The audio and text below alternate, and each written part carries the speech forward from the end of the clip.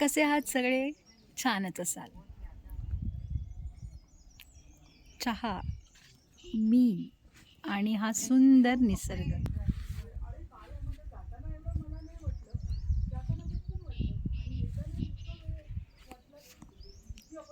बिनसारमधली आज तिसरी सकाळ आहे.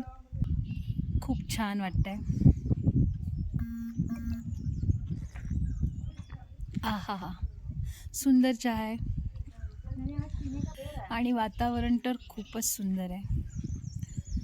इतकं छान वातावरण आहे ना. मागे जी व्हॅली दिसते तुम्हाला, ते सगळे ढग आहेत ना, खाली आलेत. सकाळी तर ती पूर्ण अशी चादर होती, धुलई होती. खूप सुंदर वातावरण. बाय.